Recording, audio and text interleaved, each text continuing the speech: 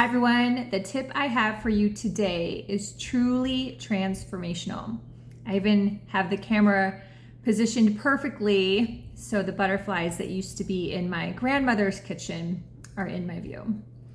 If you don't know me, my name is Melinda Van Fleet and I'm so excited that you decided to join me today on my channel.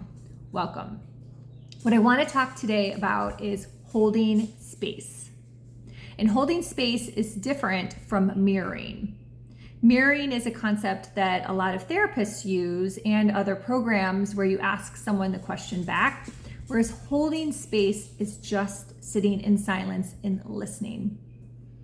It is truly one of the most transformational, albeit simple and yet hard at the same time, things you can do. Because a lot of us are so used to giving advice, opinions, sharing something we heard on the internet or from a podcast. And this is exactly the opposite. You're just sitting in silence and holding the space for the other person for quite a period of time. That means not looking at your phone, not multitasking, not watching TV, not playing video games, not looking at your computer, just sitting in silence. And the period of time could be anywhere from like a half an hour to an hour, maybe even a little longer if you feel that that's right. And this could be something that you do for someone else, a loved one, a friend, a family member, or you ask someone to do for you if you need the help. Literally all it is it boils down to you sitting there in silence, listening to the other person as they speak, or perhaps not speak. And you rarely say a word.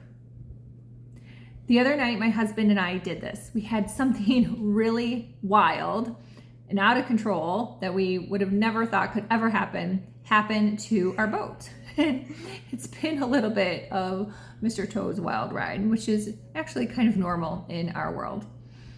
And the update that we got back wasn't exactly as we had planned for it to go. So needless to say, our day wasn't sunshine and rainbows like I talk about in my former podcast intro, The Good Karma Success Coach. So instead of me giving advice or we should do this or be mama bear like I always seem to be, I just was like, you know what? I'm just going to sit here. I'm going to hold our little dog Miracle. I'm going to light a candle and we're just going to sit. So instead of watching TV, instead of putting on Netflix, we just sat in silence. And when my husband felt like speaking up and saying something that crossed his mind, I just let him speak and I just listened. What happened after that, and that's something I can help you with in coaching, is because I've worked on my spiritual gifts to such a level, amazing things started to come to me over the next 24 hours. Solutions, ideas, putting breadcrumbs together as to why things were happening as they should. And I was also able to take a lot of his energy. And again, this is something that maybe won't be there for you when you start to do this process, but it's something that everyone can learn, and it is something that I can help someone with. So try it the next time that you feel that you need some help and nothing's really working. I would even try it first and foremost. It's so powerful. And also do it with a friend. If you know a friend who's really struggling, maybe they've had some trauma, maybe they're working on healing something, maybe they had something bad happen in their business and they just need to sit and process it, just hold the space. Just be silent. Again, it's simple, but not always easy because we like to give our advice and opinions, right? And we like to be mama bear or papa bear and come in and save the day.